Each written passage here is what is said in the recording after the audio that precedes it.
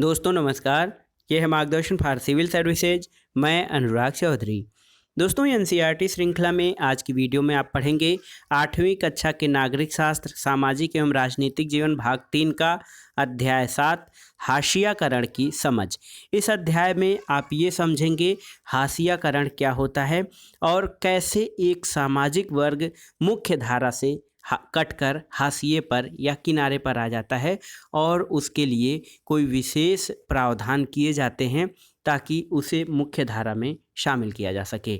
आइए सबसे पहले समझते हैं सामाजिक रूप से हाशिए पर होने का क्या मतलब होता है।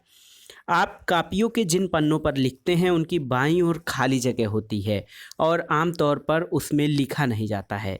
उसे पन्ने का हाशिया कहा जाता है। कुछ ऐसा ही समाज में होता है। हाशियाई का मतलब होता है जिसे किनारे या हाशिए पर ढकेल दिया गया हो।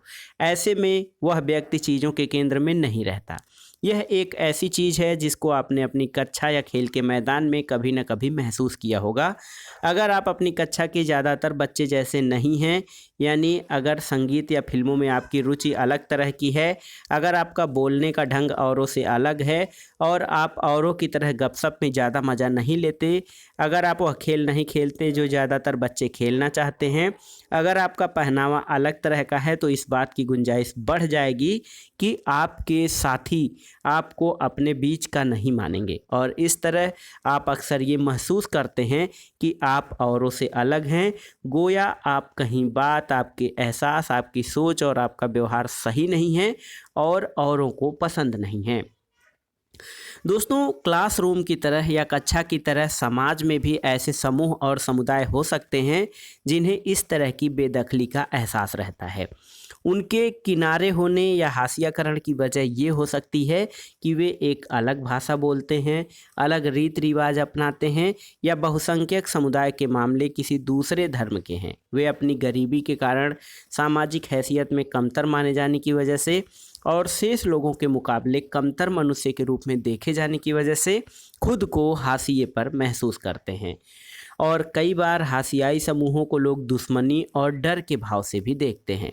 फासले और अलग थलग किए जाने का यह एहसास समुदायों को संसाधनों और मौक़ों का फ़ायदा उठाने से रोक देता है और इसके परिणाम स्वरूप होता यह है कि हाशियाई समुदाय अपने अधिकारों के लिए आवाज़ उठाने में चूक जाते हैं। उन्हें समाज के ऐसे ताकतवर और वर्चस्वशाली तबकों के मुकाबले शक्तिहीनता और पराजय का एहसास रहता है, जिनके पास ज़मीन है, धन दौलत है और जो ज़्यादा पढ़े लिखे और राजनीतिक रूप से ज़्यादातर ताकतवर हैं। इसका मतलब ये है कि हाशियाकरण किसी एक ही दायरे में महसूस नहीं होता। आर्थिक, सामाजिक और राजनीतिक सभी दायरे समाज के कुछ तबकों को हाशियाई महसूस करने के लिए विवश करते हैं। और इस अध्याय में आप ऐसे दो समुदायों के बारे में पढ़ेंगे जिन्हें आज भारत में सामाजिक रूप से हाशिए पर माना जाता है।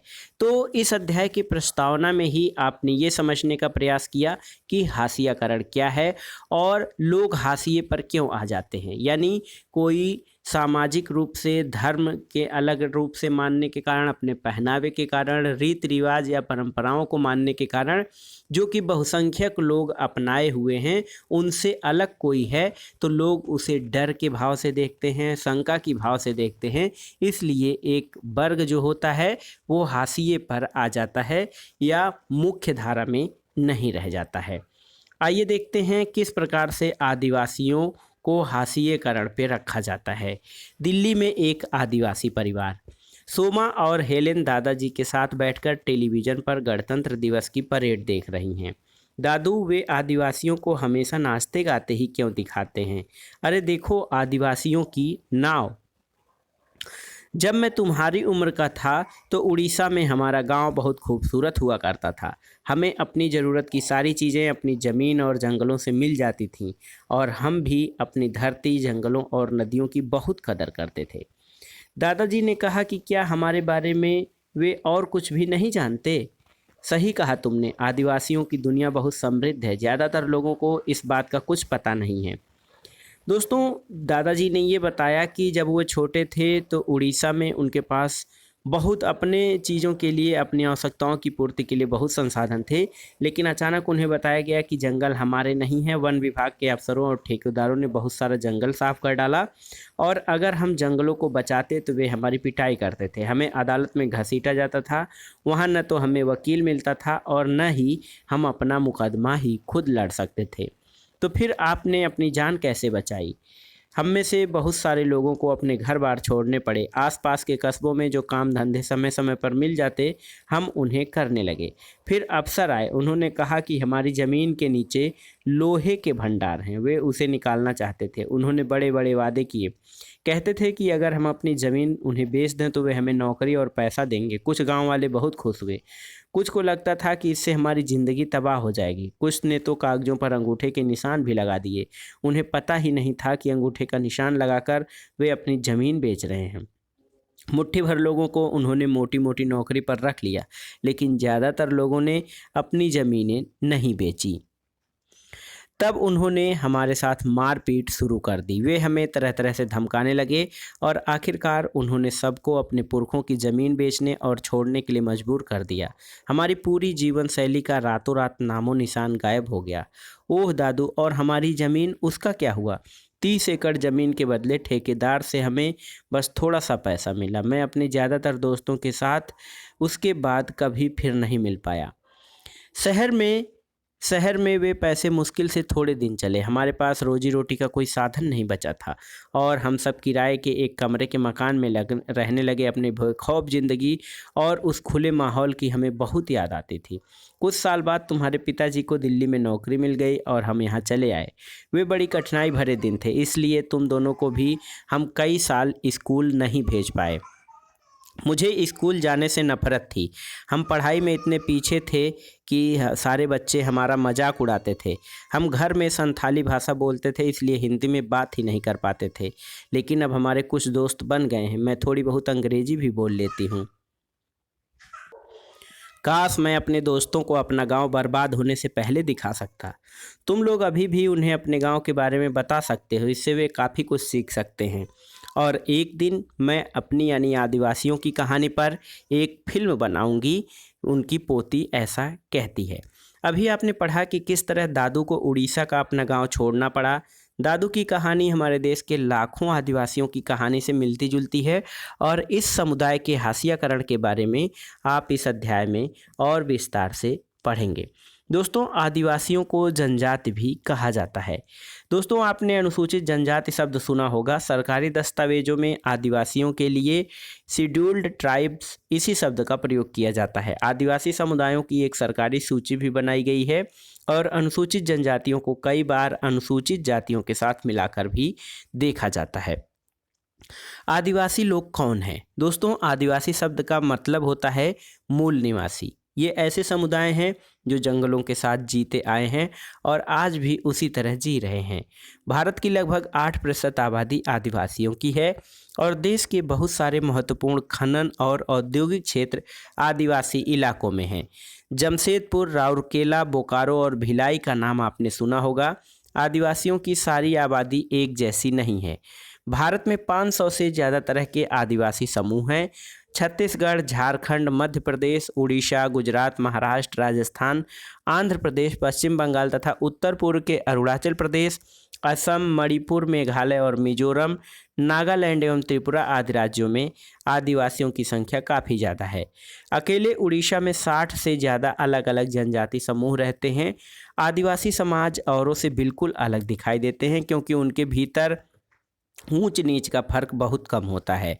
इसी वजह से ये समुदाय जाति वर्ण पर आधारित समुदायों या राजाओं के शासन में रहने वाले समुदायों से बिल्कुल अलग होते हैं। दोस्तों, आदिवासियों के बहुत सारे जनजाति धर्म होते हैं। उनके धर्म इस्लाम, हिंदू, ईसाई धर्मों से बिल्कुल अलग हैं। वे अक्सर अपने पुरखों की गांव और प्रकृति की उपासना करते हैं। प्रकृति से जुड़ी आत्माओं में पर्वत, नदी, पशु आदि की आत्माएं हैं। ये विभिन्न स्थानों से जुड़ी होती हैं और इनका वहीं निवास माना जाता है। ग्राम आत्माओं की अक्सर गांव की सीमा के भीतर निर्धारित पवित्र लता कुंजों में पूजा की जाती है, जबकि पुरखों की उपासना घर में की जाती है। आदिवासी अपने आसपास के बौद्ध और ईसाई आदि धर्मों व शाक्त वैष्णव भक्त आदि पंथों से प्रभावित होते रहे हैं, लेकिन ये भी सच है कि आदिवासियों के धर्मों का आसपास के साम्राज्यों में प्रचलित प्रभुत्वशाली धर्मों पर भी असर पड़ता रहता है। जैसे उड़ीसा का जगन्नाथ पंथ और बंगाल और असम की शक्ति और तांत्रिक परंपराएं इसी के उदाहरण हैं। 19वीं सदी में बहुत सारे आदिवासियों ने ईसाई धर्म अपनाया, जो आधुनिक आदिवासी इतिहास में एक महत्वपूर्ण धर्म बन गया है। दोस्तों, आदिवासियों की अपनी भाषाएं रही हैं। उनमें से ज़्यादातर संस्कृत से बिल्कुल अलग और उतनी ही पुरानी हैं। इन भाषाओं ने बांग्ला जैसी मुख्य धारा की भारतीय भाषाओं को गहरे तौर पर प्रभावित किया है। इसमें संथाली बोलने वालों की संख्या सबसे ज़्यादा है। उनकी अपनी पत्र पत्रिकाएं निकलती हैं। इंटरनेट पर भी उनकी पत्रिकाएं मौजूद हैं। यहाँ पर आप चित्र देखिए दोस्तों। चित्र में ये परंपरागत पोशाकों में सजे धजे जनजाति समुदायों की तस्वीरें हैं और आमतौर पर आदिवासियों को इन्हीं रूपों में पेश किया जाता है और इनके आधार पर हमें यह गलतफहमी हो जाती है कि आदिवासी रंग बिरंगे और पिछड़े होते हैं। आदिवासी और प्रचलित छवियाँ। दोस्तों, हमारे देश में आदिवासियों की एक खास तरह से पेश किया जाता रहा है। स्कूल के उत्सवों, सरकारी कार्यक्रमों या किताबों और फिल्मों में उन्हें सदा एक रूप में ही पेश किया जाता है।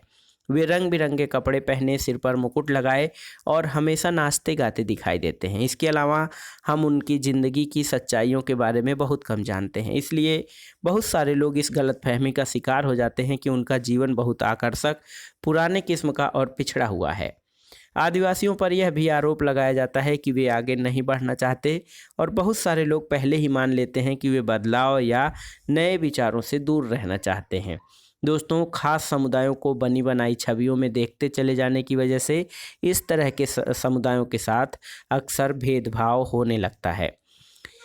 आदिवासी और विकास। दोस्तों, जैसा कि आपने इतिहास की अपनी पाठ्यपुस्तक में पढ़ा है, भारत में तमाम साम्राज्यों और सभ्यताओं के विकास में जंगलों का बहुत गहरा महत्व रहा है।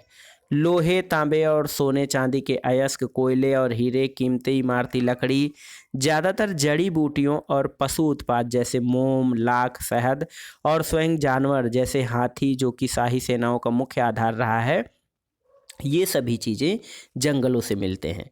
इसके अलावा जीवन के आगे बढ़ते रहने में जंगल का बड़ा योगदान रहा है और इन्हीं जंगलों में बहुत सारी नदियों को लगातार पानी मिलता रहा है। अब समझ में आ रहा है कि ये जंगल हमारी हवा और पानी की उपलब्धता और गुणवत्ता को भी गहरे तौर पर प्रभावित करते रहे हैं।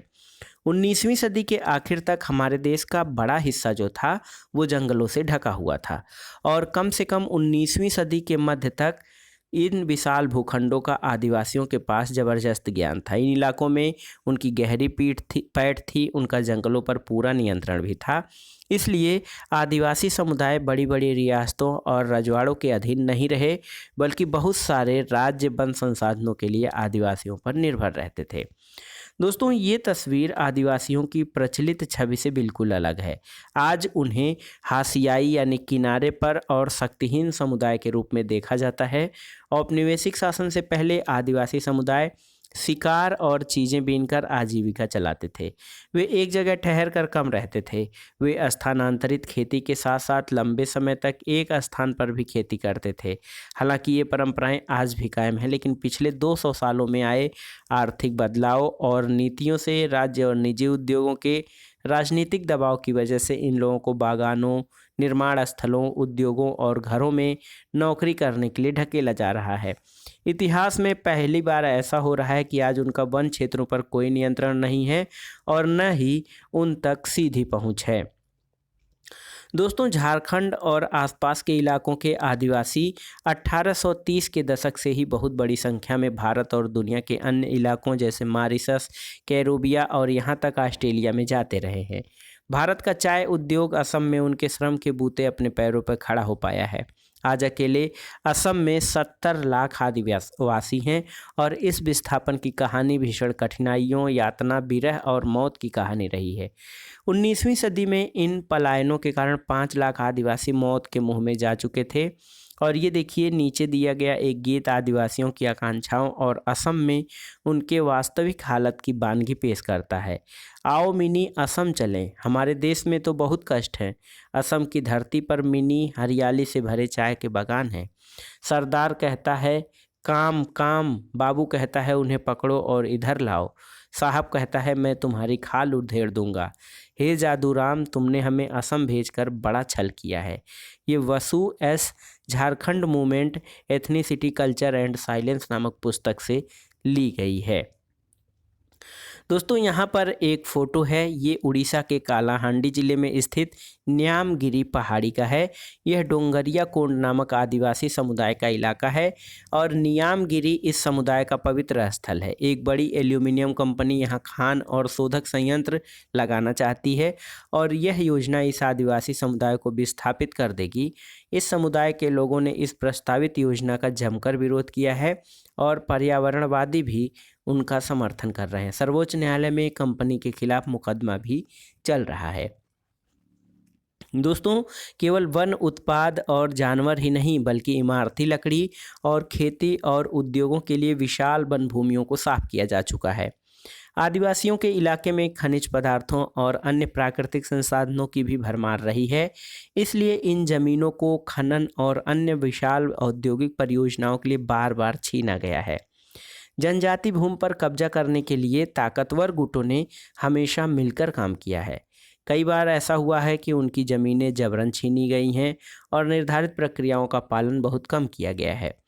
सरकारी आंकड़ों से पता चलता है कि खनन परियोजनाओं के कारण विस्थापित होने वालों में 50% से ज़्यादा केवल आदिवासी रहे हैं। आदिवासियों के बीच काम करने वाले संगठनों की एक ताज़ा सर्वेक्षण रिपोर्ट में पता चलता है कि आंध्र प्रदेश, छत्तीसगढ़, उड़ीसा और झारखंड में जो लोग विस्थापित हुए हैं उनमें से 79% आदिवासी थे। उनकी बहुत सारी ज़मीनें देश भर में बनाए गए सैकड़ों बांधों के जलाशयों में डूब चुकी हैं और पूर्वोत्तर भारत में उनकी ज़मीन लंबे समय से सशस्त्र बलों और उनके बीच चलने वाले टकरावों से बिधी है। इसके अलावा भारत में 54 राष्ट्रीय पार्क, 372 वन्य जीव अभ्यारण्य हैं और इनका कुल क्षेत्रफल जो है वो 1,09,652 वर्ग किलोमीटर है और ये ऐसे इलाके हैं जहां मूल रूप से आदिवासी रहा करते थे। अब उन्हें वहां से उजाड़ दिया गया है और अगर वे वहां रहने की या जंगलों में जाने की कोशिश करते हैं तो उन्हें घुसपैठिया कहा जाता है। एक फैक्ट देखिए दोस्तों, आदिवासी लगभग 10,000 तरह के पौधों का इस्तेमाल करते हैं। उनमें से लगभग 8,000 प्रजातियां दवाइयों के तौर पर, 325 प्रजातियां कीटनाशकों के तौर पर, 425 प्रजातियां गोंद, रेजिन और डाई के तौर पर और 550 प्रजातियां रेशों के लिए प्रयोग की जाती हैं। इनमें से 3500 प्रजातियां भोजन के रूप में इस्तेमाल होती हैं। जब आदिवासी समुदाय वन भूमि पर अपना अधिकार खो देते हैं तो यह सारी ज्ञान संपदा भी खत्म हो जाती है। दोस्तों अपनी ज़मीन और जंगलों से बिछड़ने पर आदिवासी समुदाय आजीविका और भोजन के अपने मुख्य स्रोतों से वंचित हो जाते हैं और अपने परंपरागत निवास स्थानों के छीनते जाने की वजह से बहुत सारे आदिवासी काम की तलाश में शहरों का रुख कर रहे हैं। वहाँ उन्हें छोटे मोटे उद्योगों, इमारतों या निर्माण स्थलों पर बहुत मामूली वेतन वाली नौकरियां करनी पड़ती हैं और इस तरह वे गरीबी और लाचारी के जाल में फंसते चले जाते हैं।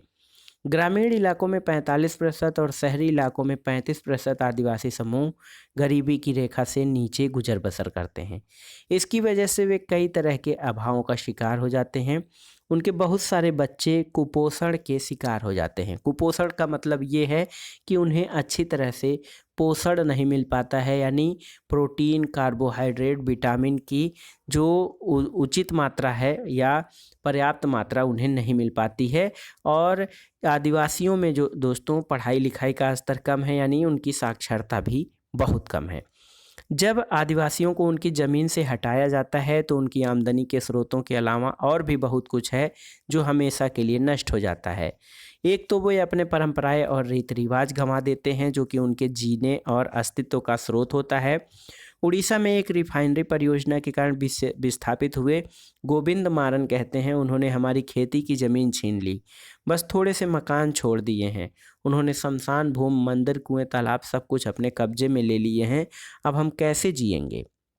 दोस्तों, जैसा कि आप पढ़ चुके हैं, आदिवासी जीवन के आर्थिक और सामाजिक आयाम एक दूसरे से जुड़े हुए हैं। एक दायरे में होने वाला विनाश दूसरे दायरों को प्रभावित करता है। उनके संसाधनों के लिए होने वाली छीना झपटी और विस्थापन की यह प्रक्रिया अक्सर दर्दनाक और हिंसक होती है। तो हाशियाकरण की समझ में आपने पहले जाना कि किस तरह आदिवासियों को उनके मूल स्थान जंगल और ज़मीन से बेदखल कर उस पर बड़ी बहुराष्ट्रीय कंपनियों द्वारा सरकार के प्रभाव के कारण उन पर कब्जा कर लिया गया है और उन्हें हाशिए पर धकेल दिया गया है। अब आइए अल्पसंख्यकों के हाशियाकरण के बारे में जानते हैं। अल्पसंख्यक का मतलब ये होता है कि ऐसा धार्मिक समुदाय जो संख्या में कम होता है उसे अल्पसंख्यक कहा जाता है। दोस्तों, मौलिक अधिकारों के जरिए हमारा संविधान धार्मिक और भाषाई अल्पसंख्यकों को सुरक्षा प्रदान करता है। इन अल्पसंख्यक समुदायों को ये सुरक्षाएं क्यों मुहैया कराई जा रही हैं? अल्पसंख्यक समुदाय का आमतौर पर अर्थ होता है ऐसे समुदाय जो संख्या की दृष्टि से बाकी आबादी के मुकाबले बहुत कम है, लेकिन ये अवधारणा केवल संख्या के सवाल तक ही सीमित नहीं है। इसमें न केवल सत्ता और संसाधनों तक पहुंच जैसे मुद्दे जुड़े हुए हैं, बल्कि इसके सामाजिक और सांस्कृतिक आयाम भी होते हैं। जैसा कि आपने पढ़ा था, भारतीय संविधान इस बात को मानता है कि बहुसंख्यक समुदाय की संस्कृति समाज और सरकार की अभिव्यक्ति को प्रभावित कर सकती है और ऐसी सूरत में छोटा आकार घाटे की बात साबित हो सकती है और संभव है कि छोटे समुदाय हाशिए पर खिसकते चले जाएं। ऐसे में क्या होता है कि अल्पसंख्यक समुदायों को बहुसंख्यक समुदाय के सांस्कृतिक वर्चस्व की आशंका से बचाने के लिए कुछ सुरक्षा के प्रावधान किए जाने पड़ते हैं। ये प्रावधान क्या करते हैं? तो ये प्रावधान अल्पसंख्यक वर्गों को भेदभाव और नुकसान की आशंका से बचाते हैं। कुछ खास परिस्थितियों में छोटे समुदाय अपनी जीवन संपत्ति और कुशलक्षेम के बारे में असुरक्षित भी महसूस कर सकते हैं और असुरक्षा की यह भावना तब और बढ़ सकती है जब अल्पसंख्यक और बहुसंख्यक समुदायों के संबंध तनावपूर्ण होते हैं। संविधान में उन सुरक्षाओं की व्यवस्था इसलिए की गई है कि हमारा संविधान भारत की सांस्कृतिक विविधता की सुरक्षा और समानता और न्याय की स्थापना के प्रति संकल्पबद्ध है। दोस्तों, कानून को कायम रखने और मौलिक अधिकारों को साकार करने में आप जानते हैं कि न्यायपालिका की भूमिका महत्वपूर्ण होती है और अगर किसी भी नागरिक को ऐसा लगता है कि उसके मौलिक अधिकारों का फंडामेंटल राइट्स का हनन हो रहा है तो वह अदालत में जा सकता है। अब इन प्रावधानों के प्रकाश में आइए देखते हैं मुसलमानों के संदर्भ में किस प्रकार वे हाशियाकरण के शिकार होते हैं। दोस्तों, 2001 की जनगणना के अनुसार भारत की आबादी में मुसलमानों की संख्या 13.4% है। उन्हें हाशियाई समुदाय माना जाता है क्योंकि दूसरे समुदायों के मुकाबले उन्हें सामाजिक आर्थिक विकास के उतने लाभ नहीं मिले हैं। विभिन्न स्रोतों से ली गई कुछ 3 साड़ियों से ये पता चलता है कि मूलभूत सुविधाएं, साक्षरता और सरकारी नौकरियों के हिसाब से मुस्लिम समुदाय की स्थिति कैसी है। यहाँ पर देखिए, मूलभूत सुविधाएं 1994 में कच्चे घर में 63.6% मुसलमान कच्चे घरों में रहते थे, जबकि 55.2% हिंदू कच्चे घरों में रहते हैं। बिजली 30% मुसलमानों के घर में बिजली है, जबकि हिंदुओं के घर में 43.2 के घरों में बिजली है। पाइप का पानी तो 19.4% मुसलमान पाइप के पानी का प्रयोग करते हैं, जबकि 25.3% हिंदू पाइप के पानी का प्रयोग करते हैं। तो यहाँ पे आप हिंदू और मुसलमानों के जो है आंकड़ों के आधार पर ये देख सकते हैं कि जो भी सुविधाएं हैं उसमें मुसलमानों का प्रतिशत बहुत कम है। यहाँ पर विभिन्न धर्मों में साक्षरता के स्तर पर देखेंगे तो यदि कुल साक्षरता 65% है तो यहाँ पर मुस्लिमों में 59%, ईसाई में 80%, सिख में 70%, बौद्ध में 73% और जैन में 94% है। तो देखा जाए तो मुस्लिम समुदाय की साक्षरता भी अन्य धर्मों से कम है। और सरकारी नौकरियों में देखिए किस प्रकार से यहाँ पर वर्णन दिया गया है कि मुस्लिमों का जो प्रतिशत है सरकारी नौकरियों में बहुत ही कम है। ये आंकड़े क्या बताते हैं दोस्तों ये आंकड़े ये बताते हैं कि जो हमारा अल्पसंख्यक समुदाय है मुस्लिम समुदाय, उसे न केवल सुविधाएं बल्कि नौकरी, यहाँ तक कि सामाजिक आर्थिक रूप से या शिक्षा के क्षेत्र में भी वो काफ़ी पिछड़ा हुआ है। दोस्तों, इस बात को ध्यान में रखते हुए कि मुसलमान विकास के विभिन्न संकेतकों पर पिछड़े हुए हैं, सरकार ने वर्ष 2005 में एक उच्च स्तरीय समिति का गठन किया। न्यायमूर्ति आर सच्चर, राजेंद्र सच्चर की अध्यक्षता में बनाई गई एक समिति ने मुसलमान समुदाय को सामाजिक, आर्थिक और शैक्षणिक स्थिति का जायजा लिया और रिपोर्ट में इस समुदाय के हाशियाकरण का विस्तार से अध्ययन किया गया है। इस रिपोर्ट से पता चलता है कि विभिन्न सामाजिक, आर्थिक और शैक्षणिक संकेतकों के हिसाब से मुसलमानों की स्थिति अनुसूचित जाति और जनजाति जैसे अन्य हाशियाई समुदायों से मिलती है।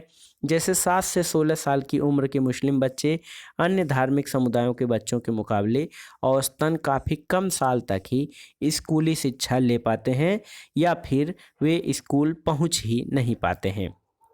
मुसलमानों के आर्थिक और सामाजिक हाशियाकरण के कई पहलू हैं। दूसरे अल्पसंख्यकों की तरह मुसलमानों के कई रीति रिवाज और व्यवहार मुख्यधारा के मुकाबले काफ़ी अलग हैं। सब नहीं, लेकिन कुछ मुसलमानों में बुर्का, लंबी दाढ़ी और फैज टोपी का चलन दिखाई देता है।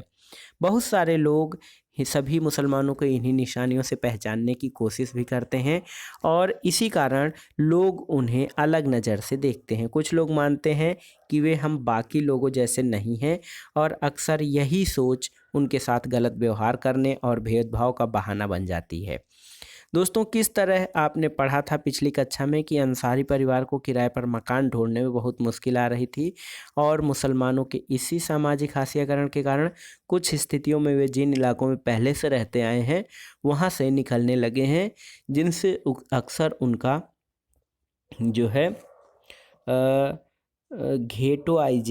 घेटोआइजेशन होने लगता है और कभी कभी यही पूर्वाग्रह घृणा और हिंसा को जन्म भी देता है। यहाँ पर देखिए, एनी ए फारूकी का एक संस्मरण है कि मैं एक मुस्लिम बहुल क्षेत्र में रहती हूँ। कुछ दिन पहले रमज़ान के दौरान वहाँ कुछ गड़बड़ी हुई थी जिसने जल्दी ही सांप्रदायिक रूप ले लिया। मैं और मेरा भाई पड़ोस में ही इफ्तार की एक दावत में गए थे। मैंने परंपरागत कपड़े यानी सलवार कमीज पहनी थी, मेरा भाई शेरवानी पहने था। घर लौटने पर हमें कहा गया कि हम अपने कपड़े बदलकर जीन्स और टी शर्ट पहन लें। अब जबकि सब कुछ ठीक है तो मुझे हैरत होती है कि हमें कपड़े बदलने के लिए क्यों कहा गया और मुझे यह बात अजीब क्यों नहीं लगी। क्या हमारे पहनावे से हमारी पहचान पता चल जाती है और क्या यही पहचान सारे खतरों और भेदभाव की जड़ तो नहीं है? ये एनी ए फारूकी का संस्मरण है। दोस्तों, इस अध्याय के इस दूसरे खंड में हमने देखा कि मुसलमानों के आर्थिक और सामाजिक हाशियाकरण के बीच गहरा संबंध है और आदिवासियों के बारे में भी आपने जाना था कि किस प्रकार से आदिवासियों को उनके ज़मीन और जंगल से बेदखल कर दिया गया, जिससे उनके रीति रिवाज, पारंपरिक उनके क्रियाकलाप वे सब भी नष्ट हो गए। दोस्तों, इन सब बातों से पता चलता है कि हाशियाकरण एक जटिल परिघटना है। इससे निपटने के लिए कई तरह की रणनीति, संसाधनों और सुरक्षा की ज़रूरत है। इसका मतलब ये है कि संविधान द्वारा जो अधिकार दिए गए हैं, इन अधिकारों को साकार करने वाले कानूनों और नीतियों की रक्षा में हम सभी की बराबर की जिम्मेदारी बनती है और इनके बिना न तो हम उस विविधता की रक्षा कर पाएंगे जो हमारे देश को एक अनूठी छटा देती है और न ही समानता के प्रति राज्य की प्रतिबद्धता को ही साकार कर पाएंगे। तो दोस्तों, ये आज का ये जो चैप्टर था उसका निष्कर्ष इस प्रकार से है कि हाशियाई समुदाय होने का क्या मतलब होता है। हमने आदिवासी और मुस्लिमों के हाशियाई समुदायों के अनुभवों के जरिए इस बात को समझने का प्रयास किया कि इन समुदायों के हाशिए पर रह जाने के कौन कौन से कारण हैं। प्रत्येक समुदाय को अलग तरह से महसूस भी करता है और हमने ये भी देखा कि हाशियाकरण का संबंध अभाव, पूर्वाग्रह और शक्तिहीनता के एहसास से जुड़ा हुआ है। दोस्तों, हमारे देश में कई और भी हाशियाई समुदाय हैं। दलित भी इस तरह का एक समुदाय है और इस समुदाय के बारे में हम अगले अध्याय में पढ़ेंगे। हाशियाकरण से कमज़ोर सामाजिक हैसियत ही नहीं पैदा होती, बल्कि शिक्षा और अन्य संसाधनों तक भी पहुंच नहीं बन सकती। और आप जानते हैं कि शिक्षा एक ऐसा हथियार है जिसके माध्यम से समाज में कोई भी व्यक्ति उच्च दर्जे तक या लोगों के मूल भावना तक पहुंच सकता है। दोस्तों, इसके बावजूद हाशियाई समुदाय या किनारे पर मुख्य धारा से कटे समुदायों का जीवन बदला जा सकता है और बदलता भी है। कोई भी हमेशा एक ही तरह से हाशिए पर नहीं रहता, यानी किनारे पर नहीं रहता। और हम हाशियाकरण के इन उदाहरणों पर ध्यान दें तो पाएंगे कि इन दोनों समुदायों के पास भी संघर्ष और प्रतिरोध का एक लंबा इतिहास रहा है। हाशियाई समुदाय अपनी पारंपरिक विशिष्टता बनाए रखना चाहते हैं और साथ ही अधिकारों, विकास और अन्य अवसरों में बराबर का हिस्सा भी चाहते हैं। दोस्तों, अगले अध्याय में हम ये जानेंगे कि विभिन्न समूहों ने इस हाशियाकरण का सामना किस प्रकार से किया है। तो ये था आज का अध्याय, हाशियाकरण की समझ। अब इस अध्याय में आए महत्वपूर्ण शब्दों के बारे में शब्द संकलन के अंतर्गत जानते हैं। पहला है ऊंच नीच। दोस्तों, व्यक्तियों और चीज़ों की एक क्रमिक व्यवस्था। आमतौर पर ऊंच नीच की सीढ़ी के सबसे निचले पायदान पर वे लोग होते हैं जिनके पास सबसे कम ताकत होती है। और जाति व्यवस्था में ऊंच नीच की व्यवस्था है, इसमें दलितों को या शूद्रों को सबसे नीचे माना जाता है। घेटोआइजेशन, तो यह शब्द आमतौर पर ऐसे इलाके या बस्ती के लिए इस्तेमाल होता है जिसमें मुख्य रूप से एक ही समुदाय के लोग रहते हैं। और घेटोआइजेशन इस स्थिति तक पहुंचने वाली प्रक्रिया को कहा जाता है। यह प्रक्रिया विभिन्न सामाजिक, सांस्कृतिक और आर्थिक कारणों पर आधारित हो सकती है। भय या दुश्मनी भी किसी समुदाय को एकजुट होने के लिए मजबूर कर सकती है, क्योंकि अपने समुदाय के लोगों के बीच रहने पर उन्हें ज़्यादा राहत मिलती है और इस समुदाय के पास आमतौर पर वहाँ से निकल पाने के ज़्यादा विकल्प नहीं होते हैं, जिसके कारण वह शेष समाज से कटता जाता है। मुख्य धारा, मुख्य धारा का अर्थ है कि कायदे से किसी नदी या जलधारा के मुख्य बहाव को मुख्य धारा कहा जाता है। और इस अध्याय में ये शब्द ऐसे सांस्कृतिक संदर्भ के लिए इस्तेमाल हुआ है जिससे वर्चस्वशाली समुदाय के रीति रिवाज और प्रचलनों को सही माना जाता है। और इसी क्रम में उन लोगों या समुदायों को भी मुख्य धारा कहा जाता है जिन्हें समाज का केंद्र माना जाता रहा है। विस्थापित, ऐसे लोग जिन्हें बांध, खनन या विशाल विकास परियोजनाओं की ज़रूरतों को पूरा करने के लिए जबरन उनके घर बार से उजाड़ दिया जाता है, उन्हें विस्थापित कहा जाता है। कुपोषित, ऐसा व्यक्ति जिसे पर्याप्त भोजन या पोषण या पोषक तत्व नहीं मिलते हैं संतुलित मात्रा में, उन्हें कुपोषित कहा जाता है। तो दोस्तों, ये था 8वीं कक्षा के नागरिक शास्त्र का अध्याय 7, हाशियाकरण की समझ। वीडियो आपको कैसा लगा और कितना समझ में आया, हमें कमेंट बॉक्स में ज़रूर बताइएगा। वीडियो को लाइक करें, शेयर करें और इस चैनल मार्गदर्शन फॉर सिविल सर्विसेज को सब्सक्राइब करें। वीडियो देखने के लिए धन्यवाद दोस्तों, नमस्कार।